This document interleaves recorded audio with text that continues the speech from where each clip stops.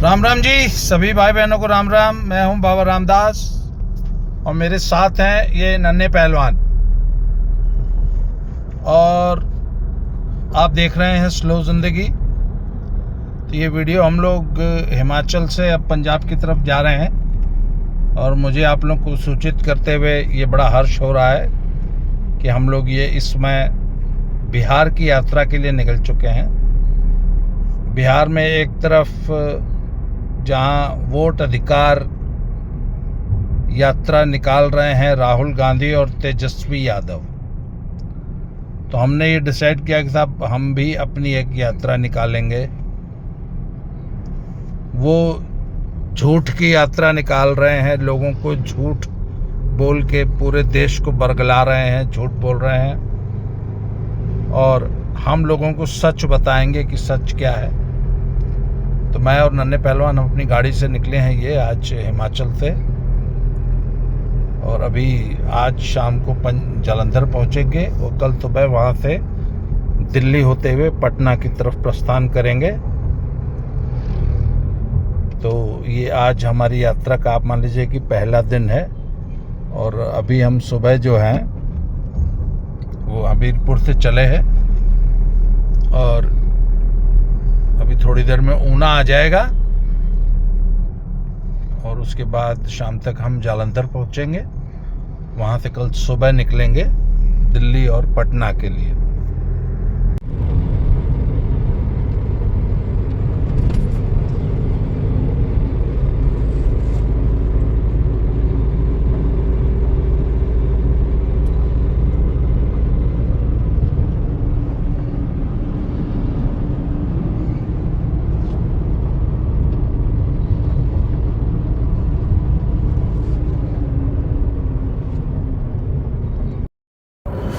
बाबा जी, बिहार में एक बार एक लड़की थी, नाम था शिल्पी जैन, मिस पटना हुई थी, और उसका एक फ्रेंड था गौतम सिंह। ऐसा बताया जाता है गौतम सिंह के फादर डॉक्टर थे, और लेट 90s में जब उन दोनों लालू का और उनके सालों का जंगल राज पीक पे था, उन दोनों की लाशें, डेड बॉडीज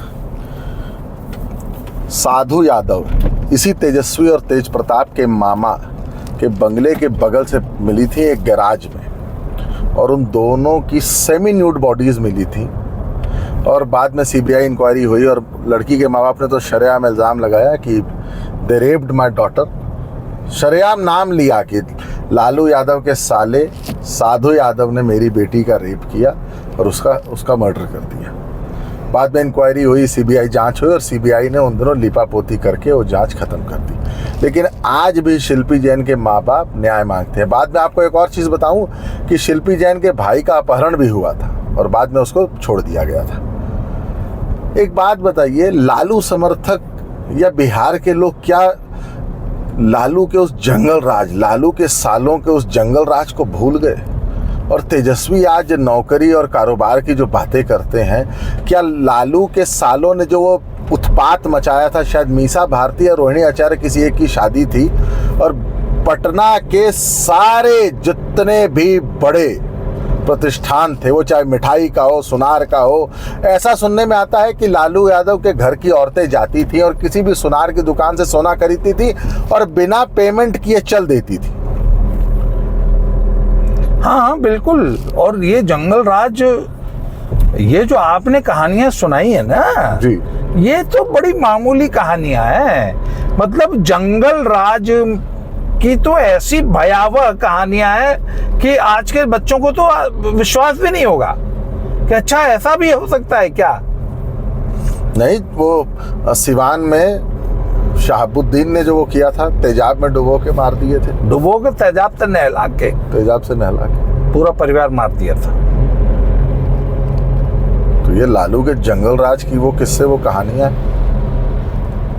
तो अच्छा, लालू समर्थक को किसी भी विकास कार्य से या किसी भी चीज से कोई मतलब होता ही नहीं है जी, क्योंकि लालू का जो समर्थक है वो अराजकता में ही फलता फूलता है, उसी अराजकता से पैसे कमाता है, उसी लूटपाट, अपहरण, है रंगदारी, वसूली, इसी धंधे से वो पैसा कमाते हैं। एक्चुअली वो उस इकोसिस्टम का पार्ट है।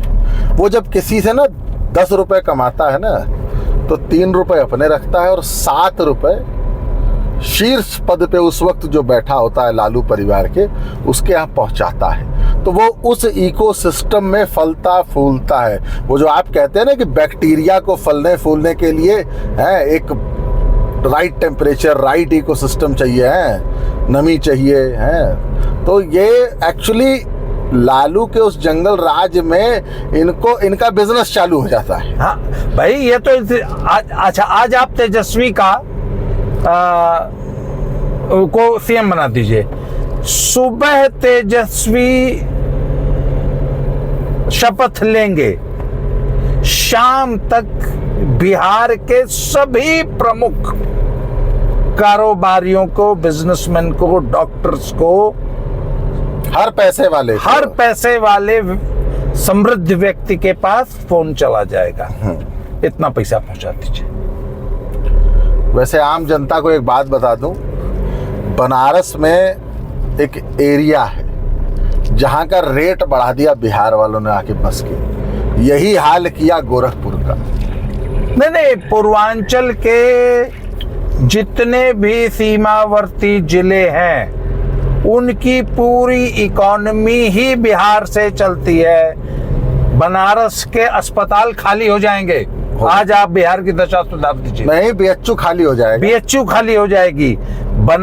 बनारस की और गोरखपुर की और जो सीमावर्ती जिले हैं उनकी पूरी की पूरी रियल एस्टेट का दाम गिर जाएगा बहुत बुरी तरह। नहीं, इसमें मैं प्रमुख कहूंगा बनारस और गोरखपुर, ये 2 बड़े शहर हैं यूपी के पूर्वांचल के। वहां पे बनारस में जो सामने घाट का एरिया है ना बाबा जी, रामनगर वाला जो एरिया है, वहां का रेट गिर जाएगा। दीनदयाल उपाध्याय नगर, पूर्व नाम मुगलसराय, रेट गिर जाएगा। अच्छा, ये बातें हम इसलिए कर रहे हैं कि हम लोगों को याद दिलाना चाहते हैं कि भैया लालू के बेटे से बचो, लालू से बचो। ये वापस बिहार को जंगल राज की तरफ ले जाएंगे। और नहीं, एक और बात ना, पार्टनर कौन है उसका? एक होता है ना कि पार्टनर इन क्राइम कौन है? इस जंगल राज नहीं, पुराने लालू के भी जंगल राज में उसका क्राइम पार्टनर कांग्रेस ही रही है। कांग्रेस के समर्थन से ही लालू राबड़ी की सरकारें चलती थी। और बिहार की जितनी दुर्दशा हुई है उसमें कांग्रेस का पूरा हाथ रहा। कांग्रेस को ही उस पाप का ठीकरा इनके ही सिर फूटेगा। ये पाप कांग्रेस के समर्थन से ही हुआ जी। और बिहार की जनता पे जो इतने अत्याचार हुए। अच्छा, आज बिहार के लोग भूल गए हैं। बिहार के लोग भूल गए हैं कि बिहार की क्या दुर्दशा थी। बिहार के लोग भूल गए हैं कि क्या लॉ एंड ऑर्डर सिस्टम था। हमारे एक दोस्त थे, उनकी ससुराल थी मुंगेर। तो बनारस से एकमात्र गाड़ी जाती है, जमालपुर जंक्शन है जी। तो वो जमालपुर जंक्शन जाते थे। तो वो गाड़ी जो है लगभग रात को 8:30 बजे के आसपास जमालपुर पहुंचती थी। अब जमालपुर मुंगेर बड़ा शहर है, कोई छोटा मोटा नहीं है ऐसा, कि बड़ा शहर है। तो वो 8:30 बजे जब पहुंचते थे स्टेशन पे, तो गर्मियों के दिन में 8:30 बजे कितना समय होता है? कुछ भी नहीं। तो उनके ससुराल वालों की स्ट्रिक्ट इंस्ट्रक्शन थी कि 8:30 बजे, और उनका जो ससुराल थी वो स्टेशन से करीब 5 किलोमीटर दूर थी। तो उनको स्ट्रिक्ट इंस्ट्रक्शन थी कि स्टेशन से बाहर नहीं निकलना है और स्टेशन पर ही लुंगी बिछाकर सो जाना। हम सुबह आएंगे लेने, क्योंकि अगर तुम स्टेशन के बाहर निकल गए तो तुमको लूट लिया जाएगा। वैसे सेम यही अराजकता मुलायम सिंह और मायावती के राज में उत्तर प्रदेश में थी। आपके एक मित्र है ना शामली वाले, हाँ, उन्होंने मुझे एक किस्सा, एक बार मैं उनके पास शामली चला गया और मैं मेरठ से शामली गया था, तो मैं थोड़ा लेट पहुंचा। तो मैंने एक चीज नोटिस की बाबा, एक्चुअली वो जो हाईवे है ना मेरठ शामली, वो 4 लेन हो रहा था, 2 साल पहले की बात है। तो मैंने वहां एक चीज नोटिस की कि दोनों तरफ गन्ना ही गन्ना था और उन्होंने फिर मुझे एक किस्सा सुनाया कि दिग्विजय अब तो ये वो ज़माना है बेटा कि हम रात को तुम 9 बजे आए 10 बजे आए कोई फ़र्क नहीं पड़ा। कहते नहीं तो वही ज़माना था कि अगर रात को कोई बीमार हो जाता था ना तो उसके घर पे मृत्यु हो जाती थी, डॉक्टर नसीब नहीं होता था। क्यों? क्योंकि ये 100% श्योर होता था आदमी कि अगर रोड पे अपनी गाड़ी लेके हम निकलेंगे तो हमारे साथ लूट हो जाएगी। कहते ये पश्चिमी उत्तर प्रदेश का वो एरा था जब लूट पाट का मतलब हर तरफ अराजकता की पीक थी और लूट तो मेन बिजनेस था। यहाँ तक कि दुल्हन की डोलियां लूट ली जाती थी 70s और 80s में तो। हाँ, और आज मैं आपको बताता हूँ कि उन्होंने मुझे और किस्सा बताया। कहते ऐसे एक बार हमको एक शादी में जाना पड़ गया था कि नहीं शादी में जाना ही पड़ेगा। तो कहते मेरा छोटा भाई गाड़ी चला रहा था, आगे मैं अपने हाथ में एक लोडेड रिवॉल्वर लेके बैठा था और पीछे मेरे फादर साहब डबल बैरल की बंदूक लोड करके बैठे हुए थे और सारे रास्ते में डर सताता रहा कि पता नहीं कब गोली चलने की नौबत आ जाए। लेकिन आज अच्छा जब मैं उनके पास गया था ना, ये बात है 2022 की, उत्तर प्रदेश का विधानसभा चुनाव आने वाला था और उनको पुलिस का फोन, देखिए मुझे याद आ गई, डेट से याद आ गई, उनको पुलिस का फोन आया कि त्यागी जी अपनी डबल बैरल बंदूक और रिवॉल्वर जमा करा दीजिए थाने में। तो उन्होंने जब वो निकाली ना तो नहीं होता धूल जम जाती है, उनकी वो डबल बैरल बंदूक अलमारी के पीछे कवर में थी और कवर बुरी तरह धूल से सना हुआ था। तो मुझे कहते कि यार 4-5 साल बाद निकली है। कहता पिछली बार चुनाव में ही निकली थी, अब फिर चुनाव आया, चल के जमा करा देंगे, 2 महीने बाद उतार लाएंगे। कहते नहीं तो वो जमाना होता था कि हम लोग हर हफ्ते ऑयलिंग करके रखते थे कि पता नहीं कब हमारे गाँव पे हमला हो जाए, हमें रास्ते में चलते हुए लूट लिया जाए। लेकिन आज उत्तर प्रदेश में कहते कोई सोच नहीं सकता। पश्चिमी उत्तर प्रदेश का जितना बड़ा माफिया था सारे निपटा दिए योगी जी ने। अतीक अहमद जैसे पूजा पाल ने क्या कहा? पूजा पाल ने यही कहा ना कि मेरे सिंदूर का बदला लिया है योगी जी ने, हैं मेरे पति की हत्या का बदला लिया है योगी जी ने। और अखिलेश यादव ने पूजा पाल को पार्टी से निकाल दिया। क्यों? क्योंकि अखिलेश यादव जैसे लोग अतीक अहमद जैसे लोगों के साथ ही कोएग्जिस्ट कर पाते हैं। और अखिलेश यादव के तो खानदान में डकैत तो कैद भी हुए, ऐसा सुनने में आता रहा है। परमवीर साहब उनके पिताजी, अच्छा उनके पिताजी, मुझे लगा उनके चाचा जी। नहीं, उनके पिताजी का 10वें उन्मूलन में एनकाउंटर लिस्ट में नाम था। हाँ।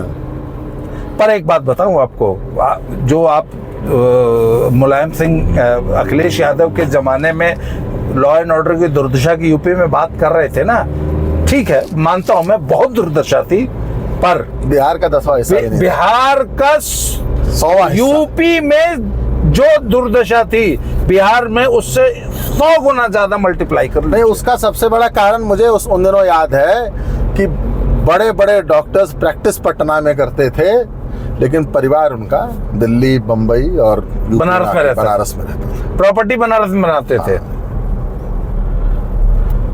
तो सब वही जंगल राज वापस लौटता है जैसे ही लालू के परिवार के आने की आहट होती है। तो हम लोग बिहार की यात्रा पे निकल रहे हैं साहब। बिहार से आपको जमीनी रिपोर्ट देंगे कि बिहार में क्या चल रहा है, किसकी हवा है, कैसे कैसे चुनाव लड़ा जा रहा है। तो आज के लिए इस वीडियो में इतना ही। अभी हम लोग अपनी गाड़ी से जालंधर की तरफ निकले हैं हिमाचल से, और वहाँ से दिल्ली निकलेंगे। तो बहुत जल्दी अगले वीडियो में फिर से मिलते हैं जी। Thank you very much. जय श्री राम। हर हर महादेव। हर हर